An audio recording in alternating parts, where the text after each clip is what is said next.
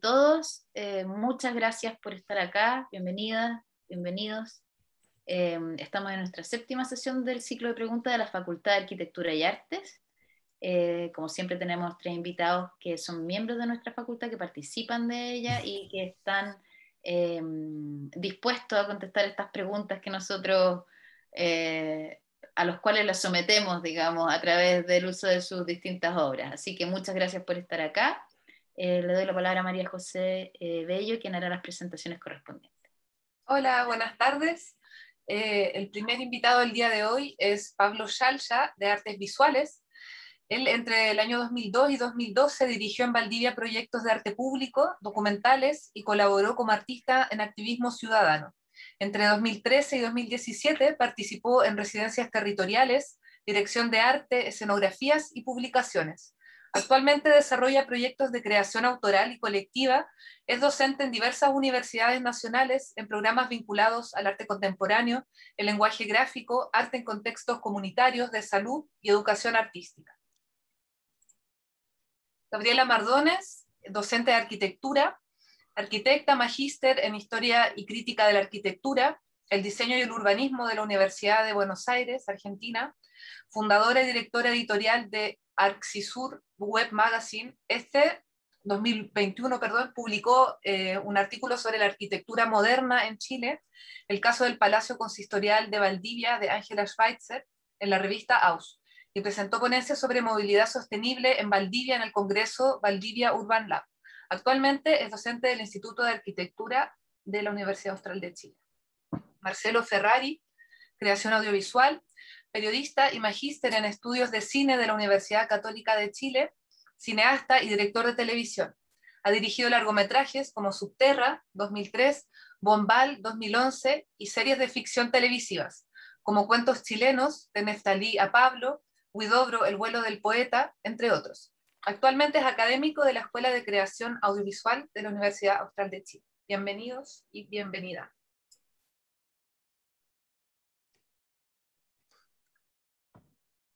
Buena. Parto yo entonces. Por favor.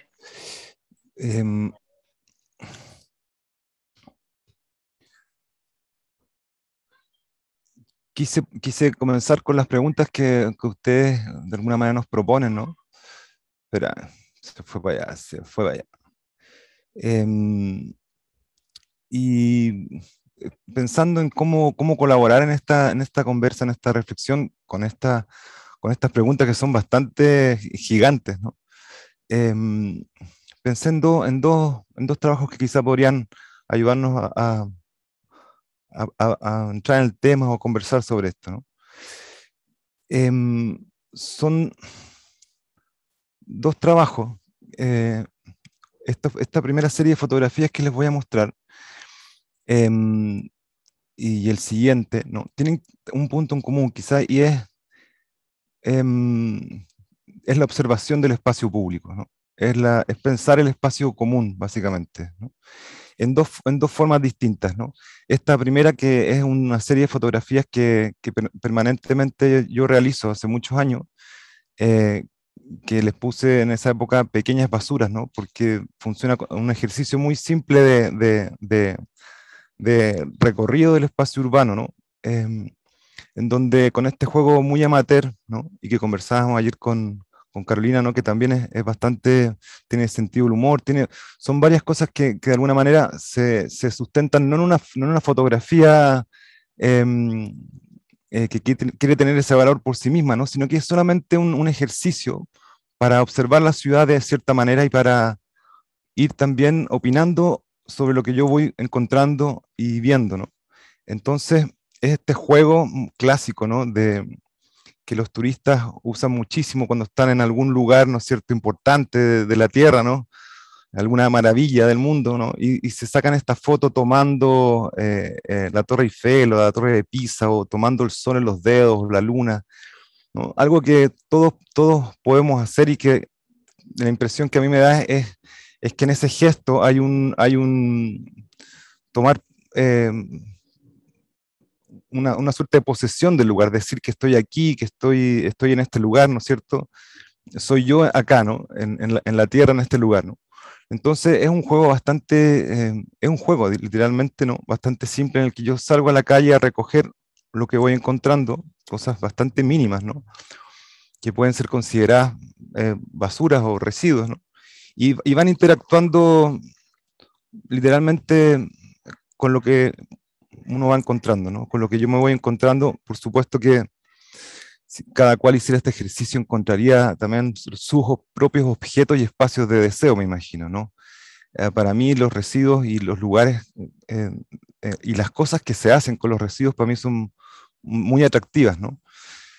Em, entonces, em, pensar esta idea del espacio común, ¿no? Yo personalmente lo siento como un espacio que está en permanente negociación, por decirlo así, ¿no? Por supuesto que vivimos en un espacio extremadamente prediseñado, ¿no? Hipernormalizado, ¿no? Especialmente si vivimos en ciudades, ¿no? Pero incluso dentro de las ciudades hay siempre bordes, hay límites donde se quiebran esos sistemas, ¿no? Y, y por lo general están también asociados a los residuos, ¿no? A mí personalmente siempre termino en esos lugares y me llama mucho la atención, ¿no? Entonces, este es el ejemplo específico con una pequeña piedra, ¿no? Que es desplazada a distintos lugares y con la cual yo puedo darme este lujo muy rápido, ¿no? De cuestionar la ciudad, de cuestionar dónde vivo, cómo se va construyendo ese espacio, en particular el espacio en el que transitamos, ¿no? Que es el espacio común, ¿no? Em, a mí esta me gusta mucho en particular porque están estas bolitas de ¿cómo se dice?, de mobiliario público, ¿no? Y van atravesando por esa pequeña vereda dos mujeres mayores, ¿no? Y una en silla de ruedas incluso, ¿no? Y claro, ellas no se dieron cuenta de que yo estaba ahí, por supuesto, pero también esta idea de acercarse, ¿no es cierto?, a distintas realidades en relación al espacio, ¿no? Y a mí en particular me llama mucho la atención las mil variantes, ¿no es cierto?, del habitar, básicamente, ¿no? Cómo vamos habitando y nos vamos adaptando a a todos estos prediseños en los que nos vemos envueltos y, por supuesto, que me alegro mucho cuando voy encontrando estas maneras de personalizar el espacio, ¿no? Esa es una serie de trabajos fotográficos, ¿no? Y para ver otra relación quizá con el espacio común, ¿no es cierto? Me gustaría mostrarles, compartirles este proyecto en particular.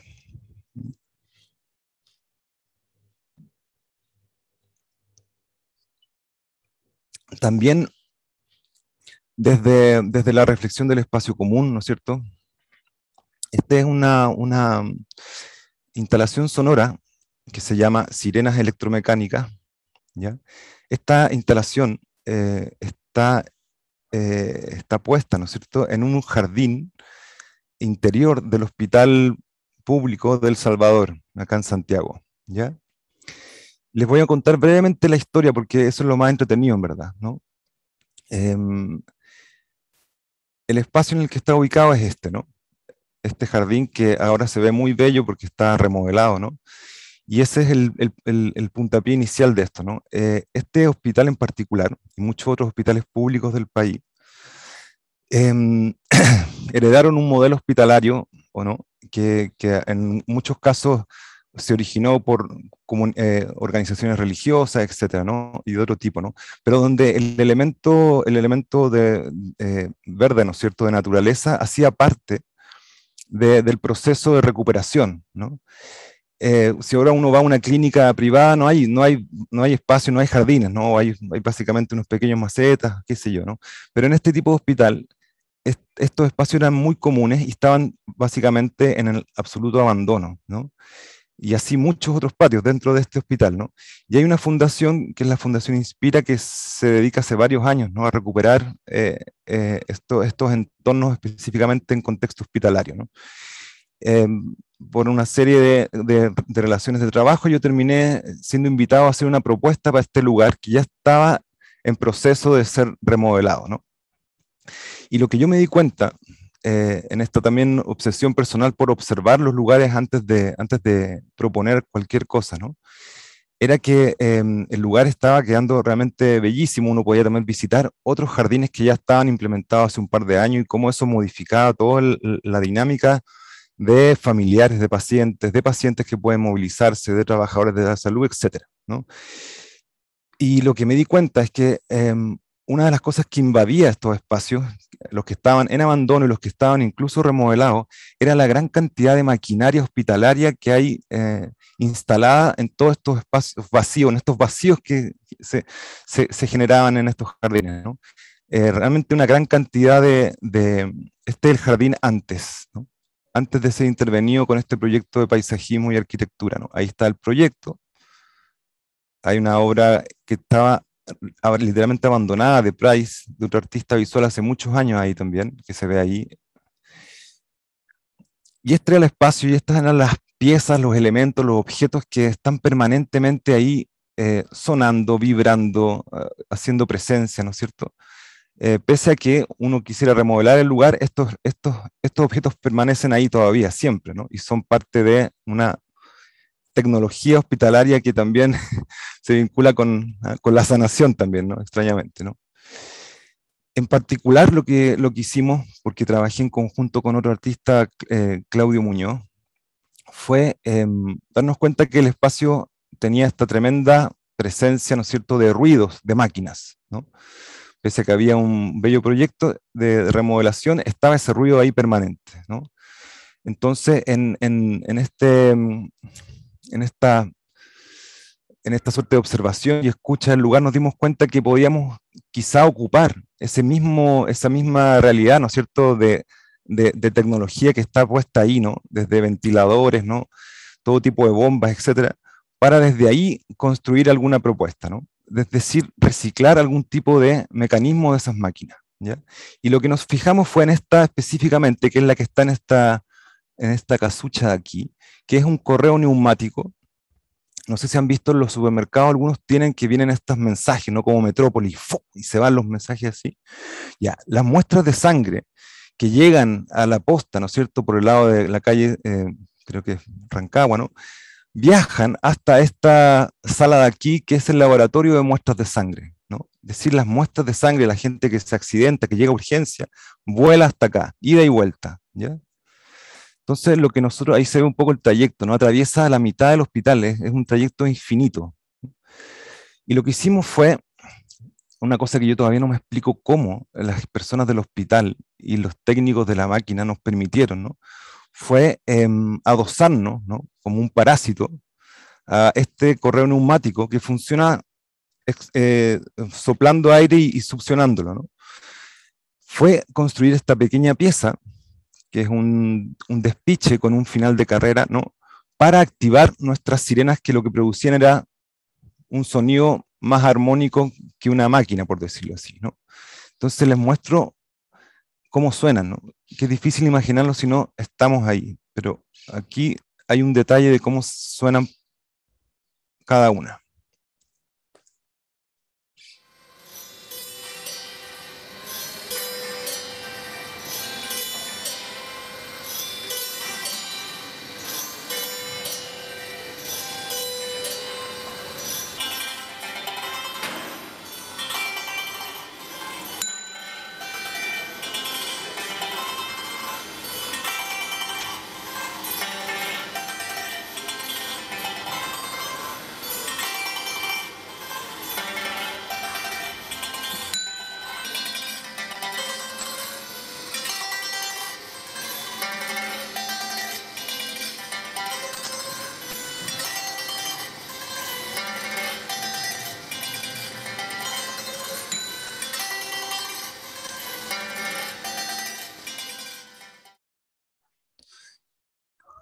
Entonces, cada vez que esta máquina funciona, ¿no? Espérense, déjenme cortar aquí. Cada vez que viene sangre, suenan las sirenas, ¿no? Esa era la conexión que queríamos hacer, ¿no? Aprovecharnos de una máquina, que uno podría pensar que es una máquina que no contribuye, ¿no es cierto?, a este espacio armónico que contribuye a la sanación, ¿no?, etcétera, fue aprovechar esa misma máquina que suena como un zumbido, ¿no?, para desde ella también generar otras armonías, ¿no? Estas chilenas se pueden afinar en distintas sonoridades, etcétera, ¿no?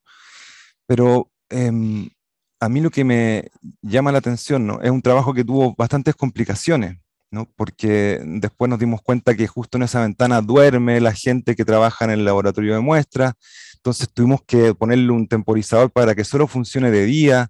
Fue una serie de ajustes que hubo que hacer para tampoco, algo que uno cree que puede ser un aporte, puede ser una pesadilla para otros, ¿no? Pero básicamente la idea de poder habitar en esa adversidad también, ¿no? Sin intentar taparla, ¿no? Sin intentar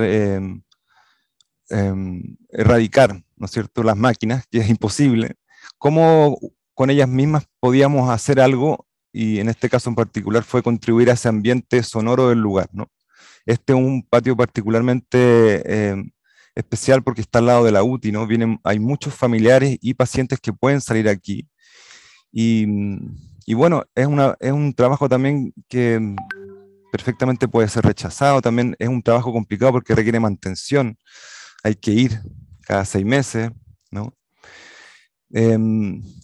Eso, entonces, para cerrar, ¿no?, y responder estas preguntas, ¿no?, o intentar comenzar a pensar, ¿no?, en alguna reflexión, ¿no? Yo pienso, ¿por qué seguir, no? Es una pregunta brutal, estas 3 preguntas que ustedes plantean, ¿no? ¿Para qué y con quién, no? Yo creo que uno en mi perspectiva, ¿no?, yo creo que uno sigue por un instinto, ¿no? Básicamente hay una pulsión a seguir, ¿no? Y yo particularmente estoy siempre fascinado por las mil y una formas que los seres humanos inventamos para seguir, ¿no? Aunque tengan consecuencias desastrosas, ¿no? Pero hay muchas de esas inteligencias o invenciones, ¿no?, que son bastante cotidianas para mi gusto, que nos mantienen, ¿no es cierto?, en un permanente seguir. Podemos estar en las condiciones más adversas que podamos imaginarnos, ¿no? Y está la creatividad como que no tuviera una ética en particular. Está la creatividad, funciona, ¿no? Como si fuéramos unas máquinas de lenguaje o de inventiva, siempre va a haber un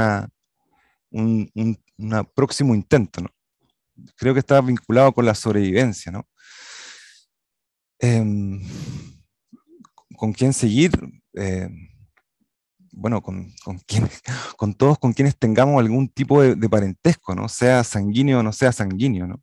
Y ahí hay un desafío a mí gigantesco, ¿no? Y para mí por eso es tan importante esa observación y esa escucha, ¿no? Yo me siento absolutamente metido en el problema, ¿no? No para nada resolviéndolo, ¿no? Estoy con las patas hasta el barro, por decirlo así ahí, ¿no? Pero sí tengo la sensación, ¿no?, y siento ese parentesco, ¿no?, Eh, con, con todo lo que, donde me veo envuelto, con todas las cosas, ¿no? Eso, hasta aquí llego yo. Tiro la pelota, doy el pase. Pablo. Dejo de compartir aquí. Escuchemos entonces a Gabriela, que toma la pelota, digamos, y sigue con su presentación. Tomo la pelota. Hola a todos y todas, ¿cómo están? Voy a compartir pantalla también. ¿Se ve, me imagino? Sí. Se ve. Perfecto. Bueno, parto igual que Pablo con estas preguntas que orientaron mi presentación, por qué, para qué y con quién seguir, y vinculándolo a lo que estoy haciendo en la actualidad. Bueno, estamos hoy en un presente sin igualdad de género, en nuestro rubro, no solo ahí, pero yo me concentro en nuestra área. Y así da cuenta este post de Instagram del Círculo de Mujeres de las alumnas de la Escuela de Arquitectura de la Universidad Austral, donde hace alrededor de 4 meses postean esto y plantean la pregunta: ¿qué cambios sobre inclusión de género te gustaría ver en la Escuela de Arquitectura? Por esta misma, aquí aparecen una serie de cosas que luego voy a profundizar. Por esta misma época, hace unos meses atrás, en mayo de 2021, me tocó exponer en el Congreso Valdivia Urban Lab una ponencia sobre movilidad sostenible en Valdivia. Dentro de esta investigación, el concepto de desarrollo sostenible, que generalmente se asocia solamente a lo medioambiental, también hay que relacionarlo con la equidad social y la equidad económica, y en esos términos tendría que ser también con la equidad de género. Pero haciendo este estudio me di cuenta, analizando los planes que se han hecho en la ciudad de Valdivia en términos de sostenibilidad, me di cuenta que en términos de equidad de género, la equidad de género no está ocurriendo, como dan cuenta estas imágenes, ¿cierto? Donde vemos solamente a hombres decidiendo por nuestras ciudades, y las mujeres, ¿cierto?, relegadas a un espacio menor. Entonces, recordé en este momento el post de las alumnas del Círculo de Mujeres, y decidí hacerme cargo de 3 aspectos que ellas mencionan, que son más referentes mujeres, más espacios para las mujeres y disidencias impulsados por la escuela, y que incluyan la importancia de la mujer en la arquitectura, ya que solo vemos referentes masculinos. Entonces comencé proponiéndoles al Círculo de Mujeres, donde participan algunas alumnas que tuve algunos años atrás, que establecimos vínculos cercanos. Entonces, junto a la Secretaría de Género, organizamos este conversatorio de urbanismo con perspectiva de género que se llevó a cabo el sábado 17 de julio.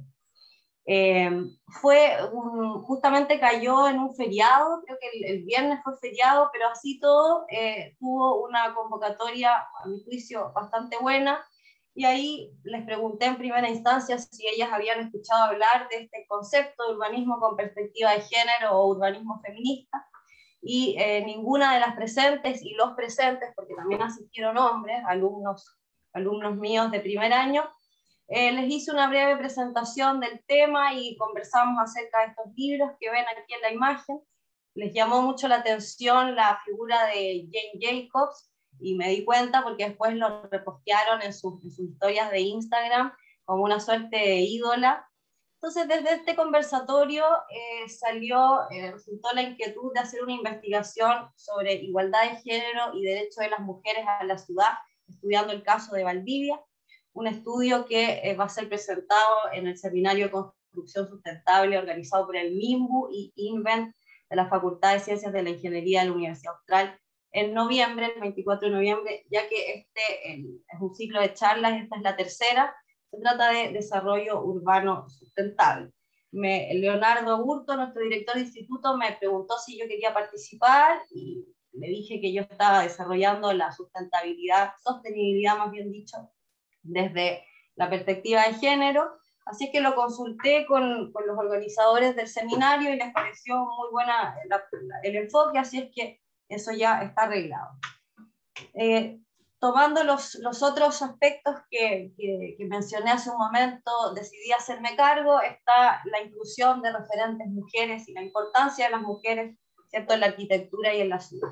Entonces, para esto, como profesora, incluí a las mujeres en las bibliografías de las clases que hago y en los contenidos de los programas. Sin ir más lejos, hace una clase atrás revisamos con un curso de primer año en discursos de la arquitectura y la ciudad occidental el espacio público en Grecia, y ahí investigué antes, por supuesto, acerca de las diferencias de género que existían en Grecia en el espacio público, ya en el ágora, que era esencialmente masculino, y el espacio de la fuente, solamente la fuente de agua, estaba relegado a la mujer. Y resultó una conversación súper interesante, y me fui dando cuenta que los alumnos y las alumnas están muy interesados en este tema del género.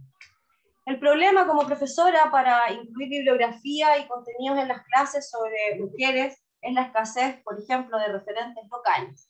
Y esto me di cuenta hace un tiempo, hace un año y medio, 2 años, y inicié esta investigación sobre el Palacio Consistorial de Valdivia, la municipalidad, de la arquitecta Ángela Schweitzer, que se publicó en AUS en el último número. Entonces, aprovechando los archivos que había revisado e información que quedó ahí suelta en entrevistas, decidí escribir otro paper titulado Olvidos de la historiografía de la arquitectura chilena, el caso de Ángela Schweitzer Lopetegui, y centrarme en su figura y en su obra no arquitectónica, sino relacionada con la enseñanza y con sus estudios urbanos. Y que este paper va a ser publicado en la próxima edición de la revista AMAC Arquitectura y Cultura de la Universidad de Santiago, la USACH, donde carrera que fundó Ángela Schweitzer Lopetegui. En este estudio, que estoy casi terminando el paper, pero el estudio da para mucho más, he contado con la colaboración de un montón de personajes muy importantes en el mundo de la arquitectura, como Edward Rojas, que fue su alumno y que señala a Ángela Schweitzer como su maestra, al punto que en una entrevista me dice que su arquitectura le debe mucho a las enseñanzas de esta gran arquitecta. Y está también Renato Vivaldi, Viviana Fernández, también participó Roberto Barría, fundador de la carrera de arquitectura de la Universidad de Santa María, y varios otros más.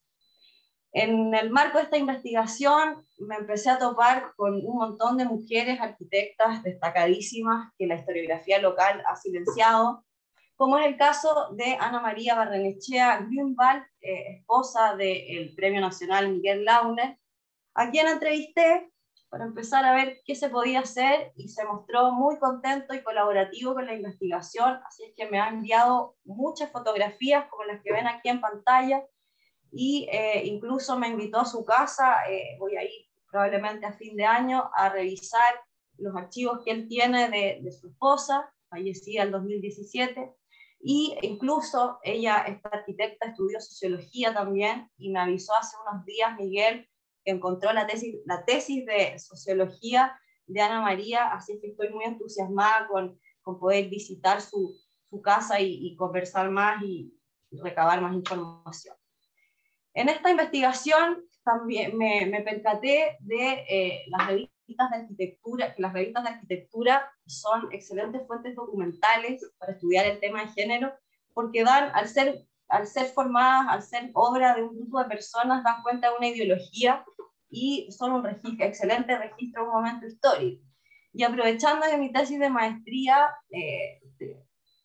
reuní un archivo personal de revistas antiguas, las empecé a revisar y me di cuenta, por ejemplo, de la presencia de estereotipos de género en estas revistas, como pueden ver aquí en pantalla, ¿cierto? En el lado izquierdo de la diapositiva, el hombre, el arquitecto, es el arquitecto, ¿cierto? Con los planos, las mesas de dibujo, y a la derecha de la diapositiva podemos ver cómo la mujer es relegada a los espacios domésticos, la cocina, el baño, o es mostrada un tanto sin ropa, ¿cierto? Como ven aquí en estas dos imágenes.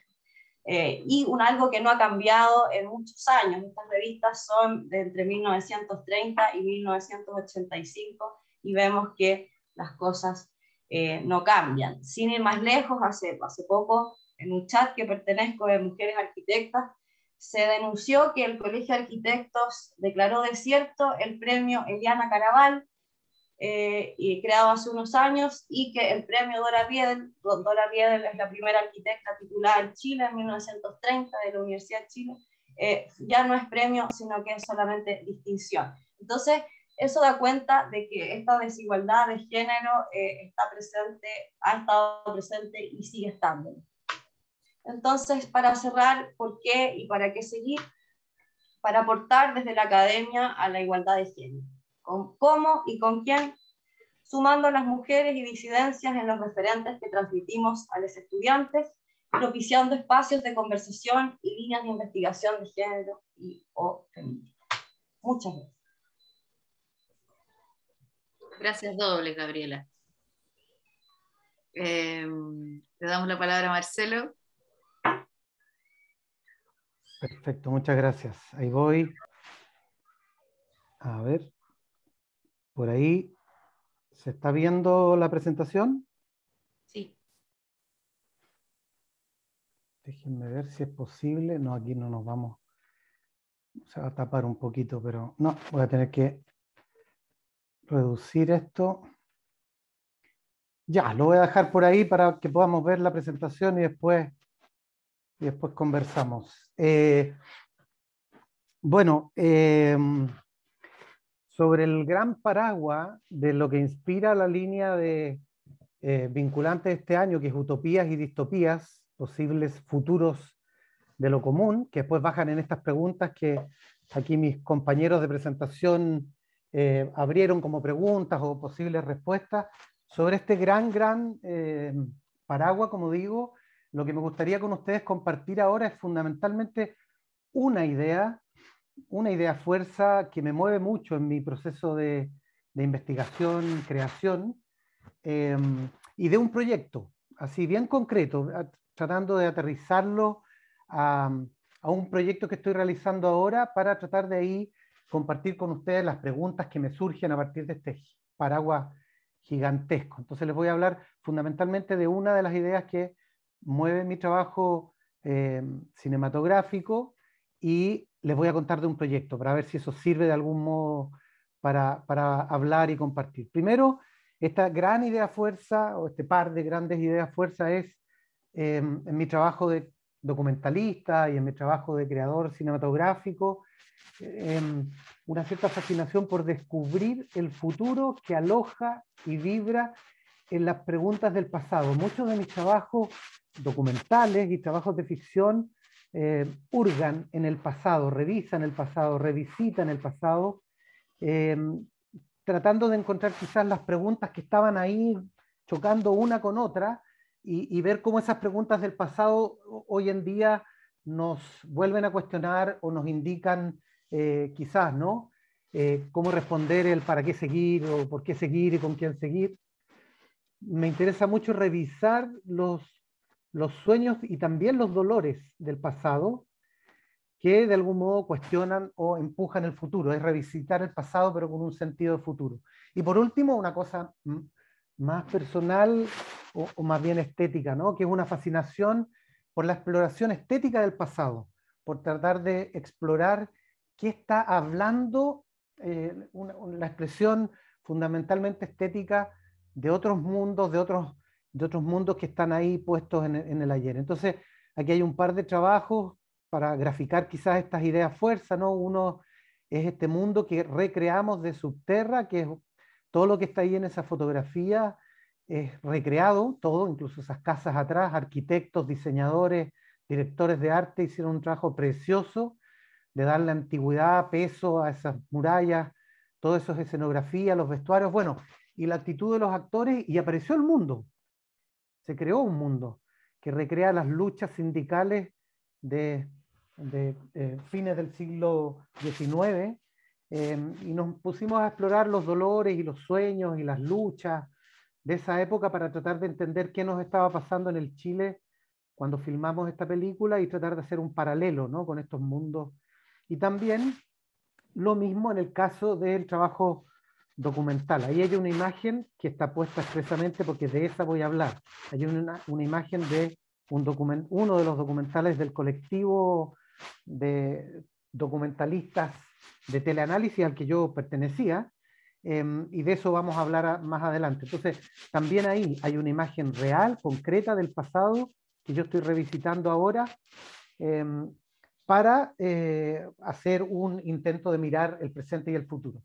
Pongo ahí cine documental y cine de ficción, ya lo dije, pero en ambos casos un cierto interés, o un interés cierto más bien, de una observación reflexiva y crítica de la realidad, y una investigación, también me fascina una investigación del vínculo que hay entre la vida y la muerte, o la convivencia de la vida y de la muerte, sobre todo en este proyecto que les voy a contar ahora y que tiene que ver con esa foto de teleanálisis, y cómo el azar o las coincidencias auspiciosas o algo curioso va tejiendo la historia, ¿no?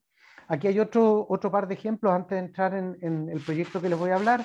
También ahí hay dos películas para televisión que yo realicé arriba del gran actor chileno Patricio Contreras, en una historia sobre el informe Valech, sobre la tortura, en donde hay una historia de un periodista que cuando se publicó la historia, se publicó el informe Valech, fue enviado a hacer una entrevista a un torturador que quería hablar para contar su versión de los hechos, y él fue a entrevistar a este torturador que se encontraron en la iglesia de San Francisco sin saber quién era quién, y se encontró cara a cara con quien lo había torturado a él, en la época de la dictadura, por cierto, y fue un encuentro tremendo, tremendo, tremendo. Entonces hicimos una ficción, pero sobre la base de esa historia real, concreta, ¿no? Entonces ficción y documental conviviendo a la vez. Y abajo otro proyecto que es la historia del sacerdote Joanón, que secuestraba en complicidad con los padres chicas adolescentes embarazadas de clase alta, los bebés los hacía morir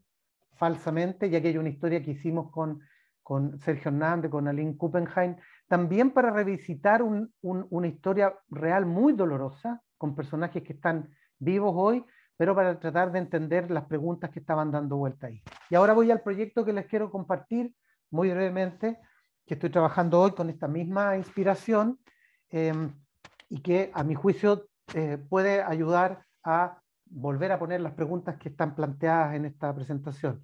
Es el caso de María Paz Santibáñez, que es una estudiante de música. Estas son fotografías de ella, arriba, después de casi morir, después que recibió un disparo en su cabeza.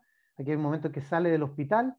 Es un hecho muy antiguo, del año 1987, que dispara el hoy, ¿no? Ahí hay una manera de decirlo, ¿no? Ese hecho antiguo de 1987 dispara hoy una serie de coincidencias con lo que está pasando en Chile en el estallido social, ya lo vamos a ver, y una fotografía de María Paz que está ahora ahí milagrosamente siendo concertista en piano, después de una historia tremenda.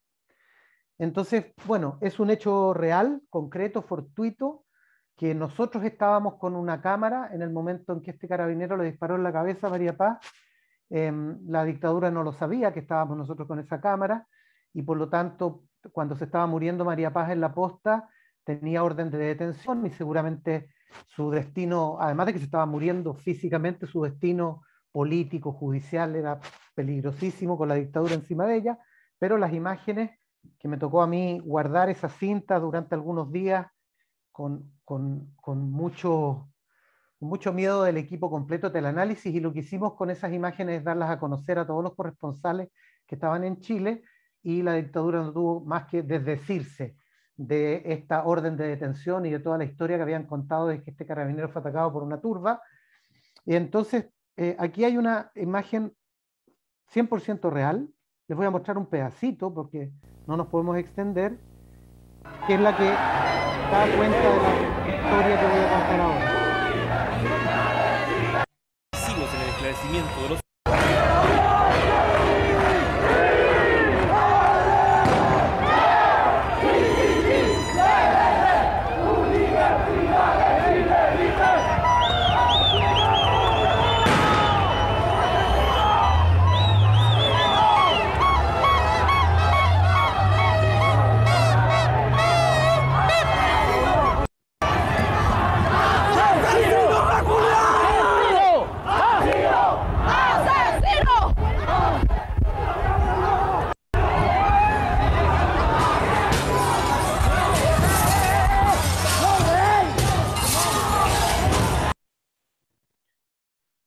Esas imágenes que acabamos de ver son imágenes captadas por el camarógrafo de Teleanálisis, en donde vemos esta situación tremenda, y es un hecho real del pasado que está ahí a la mano. ¿Y qué ocurre? Bueno, María Paz se enteró, y esto es parte de esta historia y empieza a abrir otras preguntas, se enteró tiempo después, cuando estaba sobreviviendo en la posta, que estaba embarazada. Ella no lo sabía, nadie lo sabía, nadie sabía. Y médicos después, muchos años después, creen que hay una cierta relación, y es parte del proyecto que estoy investigando. Hay una cierta relación entre el disparo y ese embarazo, una cosa compleja, dolorosa y alucinante. Y nos fuimos conociendo, y bueno, yo conocí a María Paz en su proceso de recuperación, y esa historia, de pronto con María Paz nos dimos cuenta que había un déjà vu re fuerte, porque en el estallido social, están pasando cosas parecidas a esas luchas que se van estando ahí, y situaciones muy parecidas a las que ella vivió, ¿no? La represión, la violencia, la violación de los derechos humanos, historias como Gustavo, Fabiola, son una especie de déjà vu de una lucha por un cambio, de una represión, y en ese sentido vuelve a aparecer una historia con una serie de preguntas, y es lo que estoy haciendo hoy. Estoy haciendo un proyecto cinematográfico, un largometraje, en donde se mezclan esas imágenes documentales con imágenes de ficción. Este proyecto es un proyecto que yo pongo ahí. Me da la impresión de que hace dialogar su historia, la historia de María Paz Santibáñez, mi historia como documentalista que recibí esas imágenes en la mano, y la historia del mundo, la historia de Chile, la historia de la dictadura, la historia del estallido social. Y bueno, ahora tenemos un proyecto de ficción en donde aquí hay una actriz, Camila González, que va a interpretar a María Paz. Entonces hay una ficción, pero tejida híbridamente con el documental, con la historia real, que como dice en ese texto que está puesto ahí, que resume un poco la historia, el storyline de esta película, al final dice, es una historia real que desde lo político nos habla más bien de la contradictoria fragilidad y fuerza de la condición humana. Es una película que pretende buscar respuesta o más bien hacerse preguntas sobre temas que tienen que ver con la vida, con la muerte, más allá solo de la película, del tema concreto de la violación de los derechos humanos. Y aquí hay un pedacito chiquitito, no lo vamos a alcanzar a ver todo, pero de la ficción que empieza a tejer realidad documental con ficción.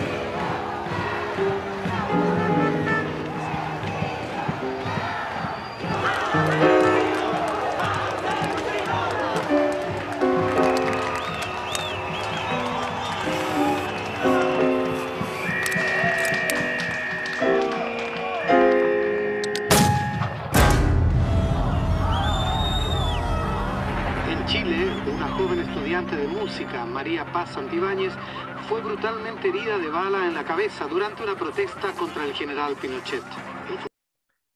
Bueno, ahí hay algunos fragmentos de imágenes de un teaser, de un adelanto de la película. Ahí estábamos trabajando con nuestras actrices.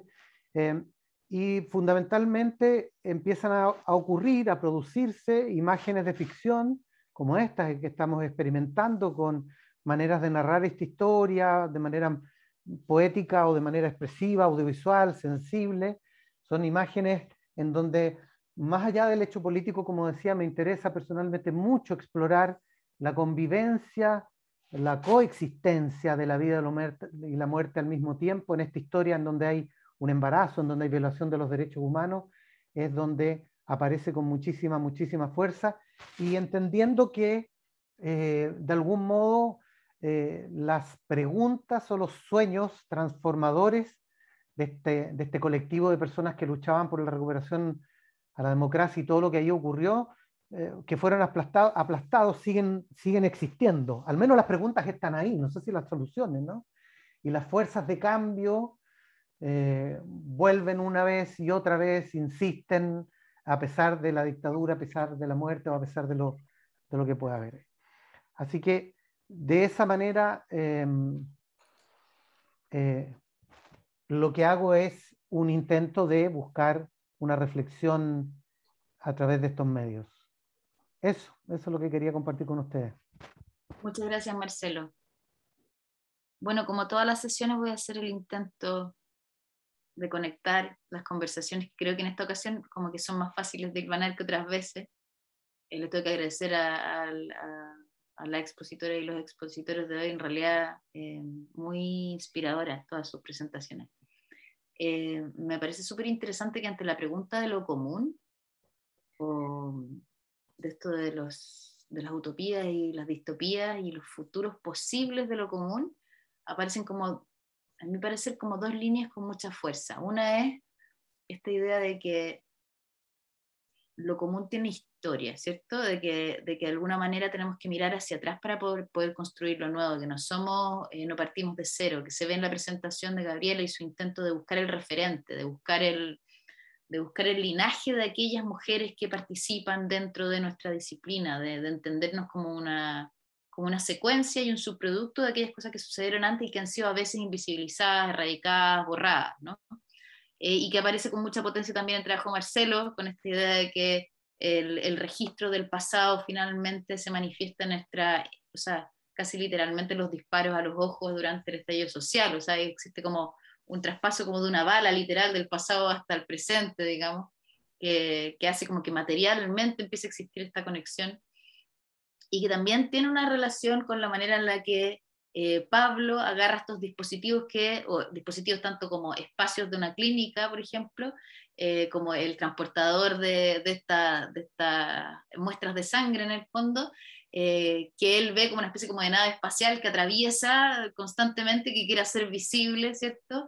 En esta especie como de movimiento en el tiempo de estas muestras y que ocupa este recurso del dispositivo. Y ahí está otra cosa que me interesa de las tres ponencias. Encuentro que todos tienen estos dispositivos, mecanismos, suerte como de hackeo a lo existente a través de como de medidas muy frágiles y precarias, que también es algo que salió en la conversación de la sesión pasada, que en el caso de Gabriela a veces es como recuperar la tesis de una mujer que fue emblemática, es como recurrir al objeto, ¿cierto? Y transformarlo, y hackearlo, y transformarlo en algo que es el centro y que no está en el borde. O Pablo que agarra la piedra, ¿no? Y la transforma como en el centro de atención y la pone al lado de la esfera de hormigón y la pone en crisis y te hace preguntarte, lo conversábamos ayer en la radio, ¿por qué está ese dispositivo en el espacio público? ¿Qué es lo que significa? ¿Por qué se ponen a esa distancia? ¿Qué es lo que está tratando de hacer? Entonces yo pongo mi piedra y ahí solo con poner mis dedos con muy buen humor me hago la pregunta, con un dispositivo muy precario, ¿no?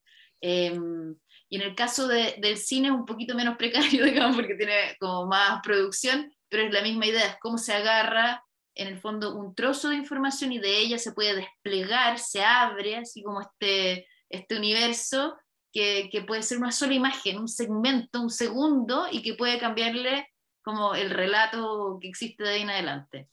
Entonces eso, la idea del pasado presente en el futuro, la idea del dispositivo y la idea de la lucha, que creo que las tres presentaciones de hoy son las más luchadoras que hemos visto en el ciclo. O sea, yo creo que Gabriela tiene una lucha súper clara, una carga política, disciplinar, específica, hay una especie como de instalación contestataria dentro, se hace referencia al Colegio de Arquitectos, yo también soy parte de ese WhatsApp, y de verdad existe esta especie como de causa súper clara, ¿cierto? Y creo que Pablo, a pesar de que tiene este tinte como más desde el humor, también es sumamente contestatario cuando habla de la relación que existe entre estos espacios naturales para sanar versus estas máquinas y cómo trata de apropiarse de esta tecnología para poder transformarla en una sanación como más holística. Y Marcelo también habla como de esta lucha por no olvidarnos de ese pasado, ¿cierto? Político tan presente hasta el día de hoy y sobre todo en el día de hoy con lo que está ocurriendo. Así que, claro, dispositivo, pasado y presente y lucha. Creo que sería como lo que yo puedo rescatar de la sesión de hoy. Pero les paso la palabra a ustedes, después podemos empezar con las preguntas. No sé si quieren comentar algo de las presentaciones de sus colegas y después podemos leer la pregunta de Javiera.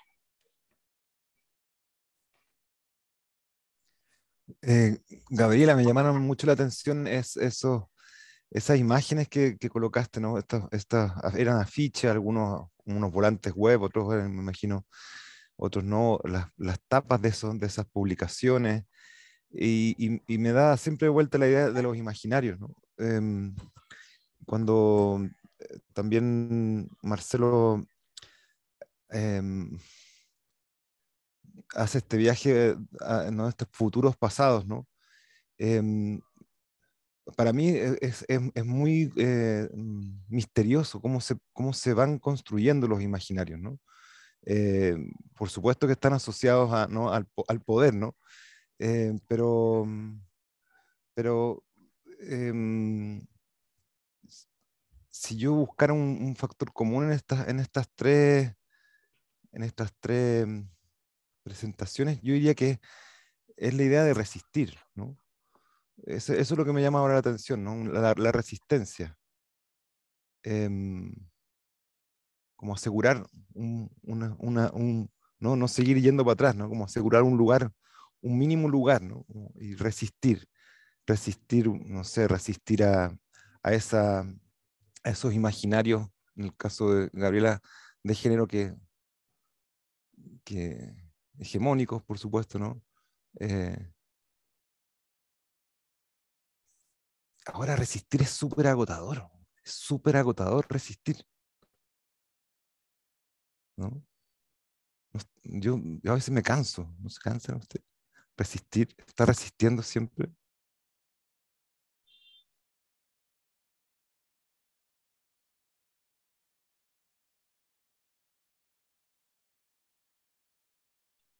Javiera creo que quiere participar. Sí, es que justo lo que dijo Pablo al final, y bueno, yo las veo súper en conexión, las tres, y en realidad me vino la idea partiendo por las imágenes de Pablo al principio, como una idea de la proporción. En todas hay algo desproporcionado, o sea, en tu caso está hecho artificialmente para decir esa desproporción que vive uno como personita en la ciudad, por ejemplo, y es lo mismo de lo que está hablando Gabriela con el problema de esta desproporción donde solo vemos hombres, incluso en las fotos hoy día, y yo creo que el arte tiene esa función siempre automatizadora, no sé cómo decirlo, salirnos del automatismo y agarrar una lupa y mirar y transformar esa proporción, ¿no es cierto? Como dosificar como tú crees como tú estimas conveniente, y al hacer eso ya hay un gesto que convierte esas desproporciones, por así decirlo. Entonces para eso hay que hacer un zoom mucho mayor, ya sea en el pasado, ya sea en estas problemáticas de género, o con mi mano haciendo, o sea, yo pensaba cuando estaban esas mujeres y la mano de la foto, estaba la piedra y también estaba la mano como del mismo porte de la persona, y cómo con un juego así uno ya puede transformar esa realidad. Entonces, pero hay algo como desproporcionado que lo que decías tú, cuesta mucho, o sea, es pesado y es como David y Goliat. Entonces, el arte siempre va a estar con la lupa nomás, con el detalle, haciendo un pequeño gesto que a lo mejor se podrá proyectar en el tiempo. Bueno, eso es mi comentario con respecto a la proporción, y a Gaby me gustaría preguntarle más específicamente cómo lo ves justamente en nuestra facultad, es lo que anoté ahí, en el chat, cómo ves que estamos con respecto al tema y qué propondrías como concretamente, si ves como una apertura así como mínima por lo menos. Eso, muchas gracias, muy interesante todas. Gracias, Javiera, por tu pregunta. Bueno, primero que nada, yo creo que es necesario hacer presente el tema, la temática de género, no solamente en la escuela, sino en la facultad, y trabajarla de forma transdisciplinar, ojalá, porque yo presenté ahí el post de las chicas de la Escuela de Arquitectura, pero me imagino que en las otras escuelas también está el interés en creación audiovisual, en artes visuales, entonces sería interesante proponer algo donde un espacio para reunirnos, para expresarnos, que pueden ser virtuales o presenciales. En el caso que tengo reciente ahora con personas que estoy conversando de la USACH, el próximo número de su revista académica la van a dedicar a las arquitectas mujeres. Entonces, como ponernos de acuerdo primero, creo yo, como para ver quiénes están trabajando el tema, y de ahí plantear quizás alguna línea de investigación, como reunir fuerzas, creo yo. Eso creo que es importante porque, como bien dijo Pablo, esta lucha, esta resistencia agota. Entonces, si somos más, mejor, más fuerza. Se está poniendo buena esto, sí. Vamos, compañera. Marcelo. Vamos con el puño.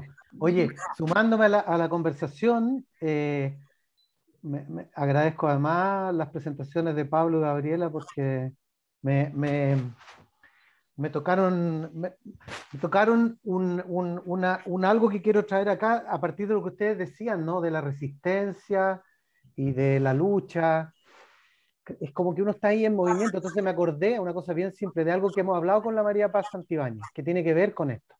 La María Paz estaba luchando en la calle y estuvo peleando ahí, y con otros cabros bien inconscientemente, como lo hacíamos casi todos, sin entender en qué nos estábamos metiendo, pero era inevitable dar una lucha, pero sí, inevitable, digo, y ella está ahí y recibe la muerte prácticamente en su cabeza, y se preguntó un montón de veces si tenía que seguir luchando o no. El cansancio que decía Pablo, si se estaba convirtiendo en una especie de, ella no lo dice así, yo lo digo así, una especie de niña símbolo de la resistencia, ¿no? A ella la invitaban aquí, la invitaban allá, de repente, y yo, y mi vida, y hay una especie como de cansancio, pero en nuestro ámbito de la creación artística, en lo que hacen ustedes, lo que hacemos, hay inevitablemente un impulso por subvertir, por cuestionar, por abrir preguntas, digo yo. A mí me gusta mucho algo que le escucho a hartos estudiantes que sienten que el arte lo que tiene que hacer es romper con preguntas, más que con discursos de lo que es correcto, lo que no es correcto. Podemos estar hablando toda la tarde en eso. Otros diremos, no, pues el arte lo que tiene que hacer es provocar cambios bien concretos, hay que lograr aquello o no.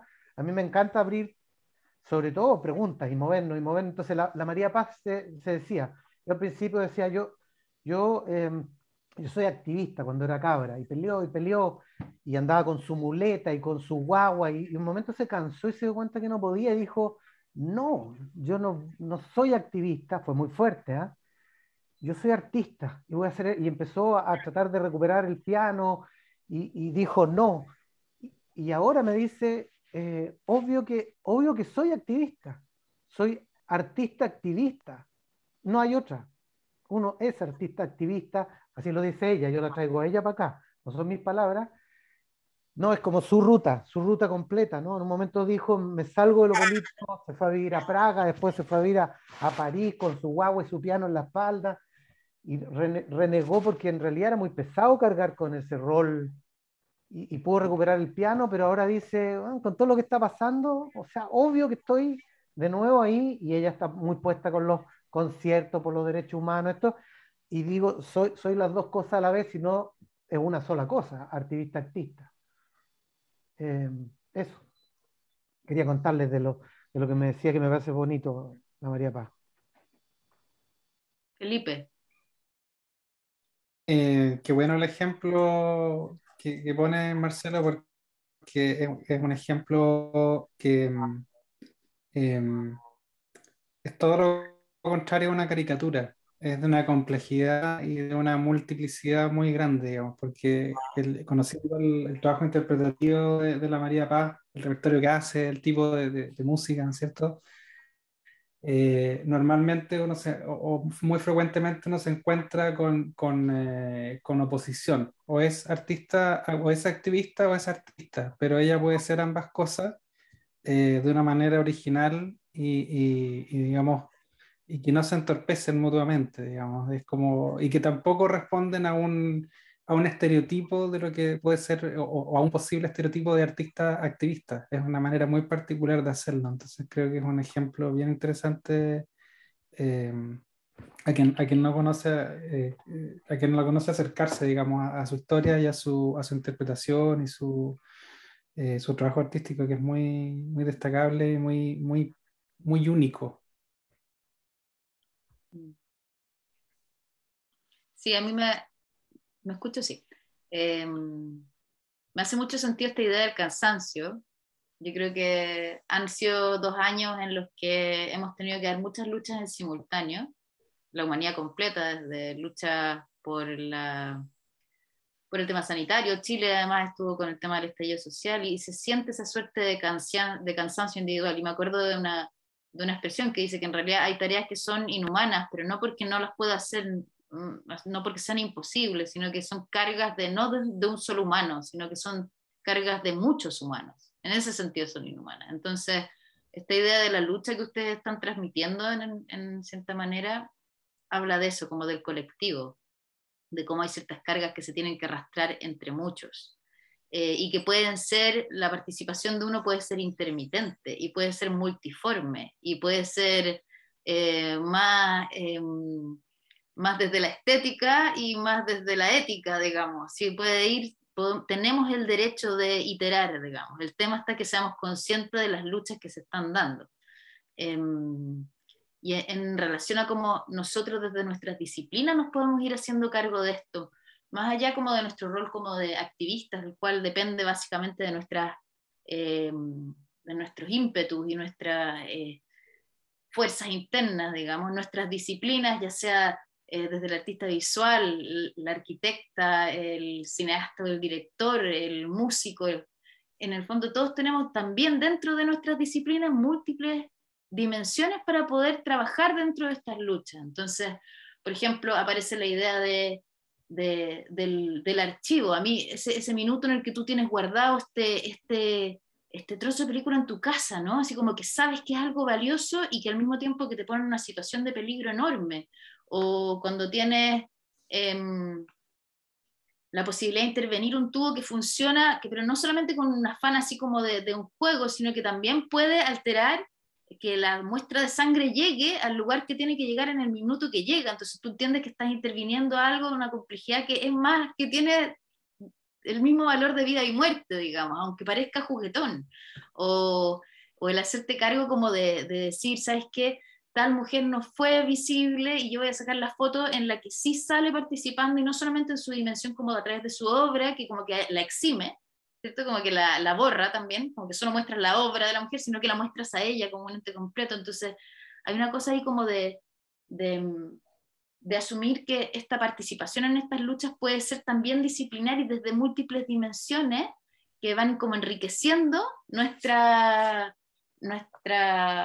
desde una mirada como más cariñosa, más feminista en el fondo, nuestra manera de ser, que no es solamente a través de una obra concreta, de un discurso, sino que a veces es a través de la selección de un caso, o el generar un archivo y cuidarlo sin saber para lo que sirve, o el interpretar un archivo y pasárselo a otro, o el buscar un referente para hacerlo visible y que otro lo interprete y otro lo maneje, pero de alguna manera como que reconocer la diferencia. Eso es lo que yo creo que es como importante, así como darle espacio a la diversidad de nuestra aplicación disciplinar en estas grandes causas y luchas. Creo que es muy valioso de las presentaciones de hoy. No sé si alguien más quiere hacer una pregunta. ¿No?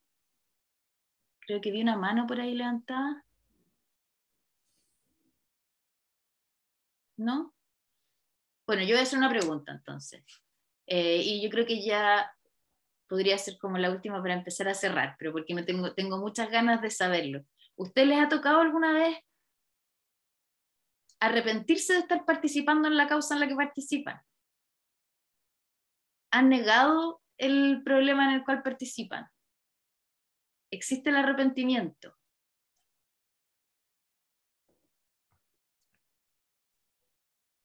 La duda. Tú dices una causa colectiva, ¿no? Sí, una causa colectiva. individual. Sí, por ejemplo, la Gabriela, así como decir, en algún minuto, decir esto no quiero más seguir trabajando con el tema del rol de la mujer en mi disciplina como arquitecto. O Marcelo, decir, ¿sabes qué? No quiero seguir hablando de la dictadura y de la violencia y del dolor que pasó Chile, así como que no quiero más. O tú, Pablo, decir, ¿sabes qué?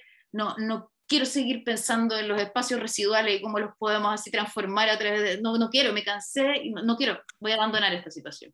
Quiero dedicarme a bailar tango. Sí, en ese ejemplo que tú das, sí, por supuesto. Ahora, yo lo veo, para tomar tu pregunta, es que no es renegar, sino que es combinar, ¿no? El trabajo tanto colectivo como el trabajo individual, ¿no? O la subjetividad el pensamiento colectivo, ¿no? El sumarse, ¿no? El desaparecer como en un coro, ¿no? A mí me agrada mucho esa sensación, pero también no es contradictorio, ¿no? Y se pueden hacer ambas cosas, ¿no? Es algo que no sabía hacer antes, que ahora estoy aprendiendo a hacer, ¿no? Como, no sé, como decía el querido David Byrne, puedes despertar en la mañana escuchando cumbia, escuchar música electrónica al almuerzo, qué sé yo, ¿no? Uno puede hacer varias cosas en ámbitos distintos, ¿no? Entonces no es renegar, quizás es dosificar en distintos. Se me ocurrió eso Marcelo. Sí, siguiendo la ruta de la pregunta.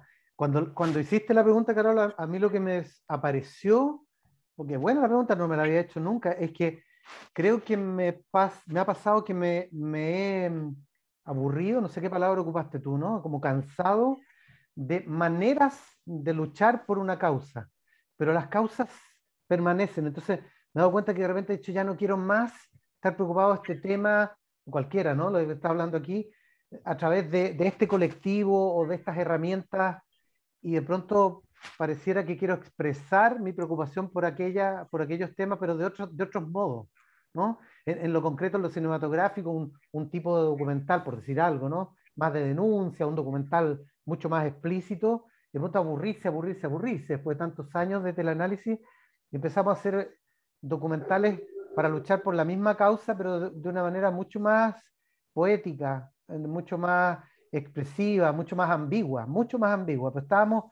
pero estábamos peleando un poco por las mismas causas y algo parecido en otros ámbitos, ¿no? Ámbito como de ciertas causas espirituales o ciertas causas, de pronto hay un cansancio con los modos o con los grupos, con las estructuras de estar en eso y de repente aparecer en otro lado y de repente uno dice, oh, estoy haciendo una cosa muy distinta, pero en la misma pareciera ser una inspiración media parecida, pero como con otro paso de baile.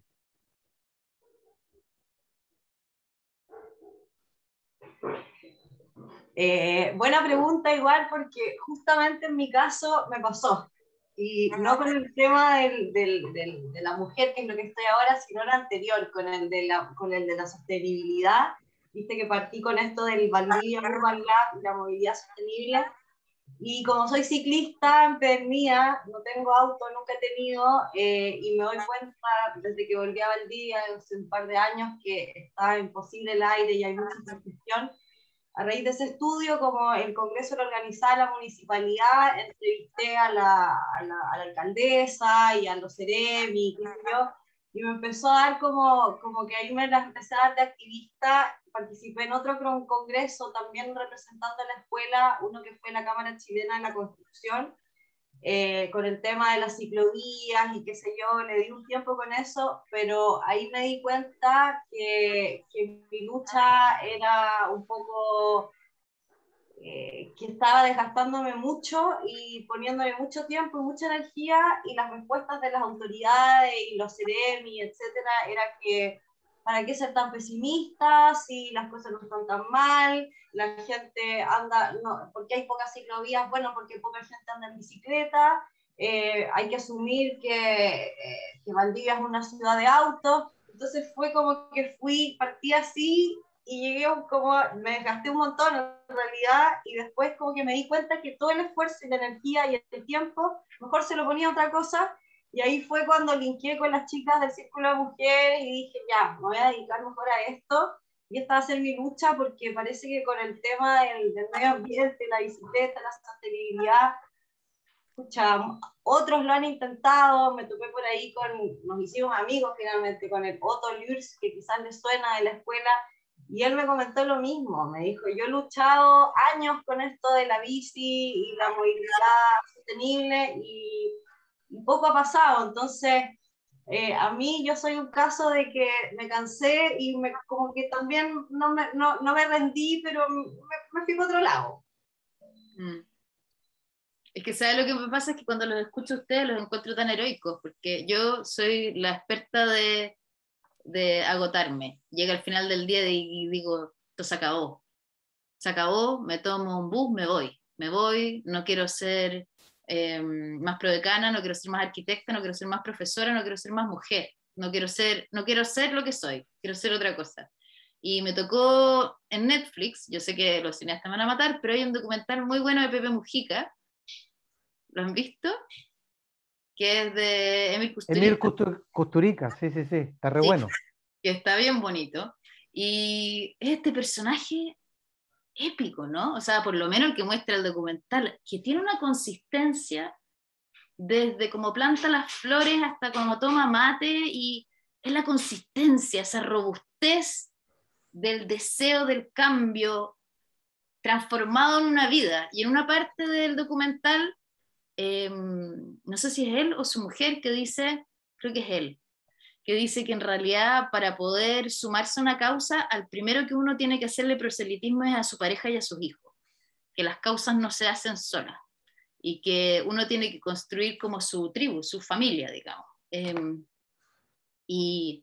Y creo que ese cansancio pasa por el no ser capaz de reconocer aquellas familias que te acompañan en el vuelo. Y yo creo que, así como con la pregunta que hacía la Javiera, ¿qué podemos cambiar en la facultad o qué podríamos cambiar en la universidad para que se hicieran estas transformaciones relacionadas no solamente con la causa feminista, sino que también como con la causa de la transformación política o de paradigmas respecto al manejo de nuestro ecosistema o cualquier otra causa gigantesca y inhumana? Yo creo que pasa por eso, por seleccionar bien a los que te acompañan en la ruta.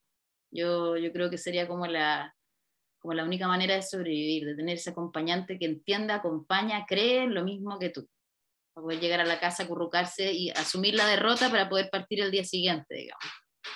Así que eso, los invito a que nos lean a nosotros como parte de esa familia para que no claudiquen, y creo en cada una de sus causas, así que si es que necesitan apoyo, estaremos acá para acompañarlos. Los felicito por su trabajo humano y disciplinar, y les doy las gracias por haber estado acá hoy día con nosotros compartiendo esta energía y este profundo compromiso con sus distintas maneras de hacer arte. Así que muchas gracias, que tengan una excelente fin de semana y nos veremos la próxima sesión del ciclo de preguntas. Y eso. Abrazo a todos. Muchas gracias. Muchas gracias. Chao, gracias a Un ti. abrazo grande. Que estén bien. Abrazo Que grande, les que vaya estén bonito. bien. Chao, chao. Bye. Vamos en la bota.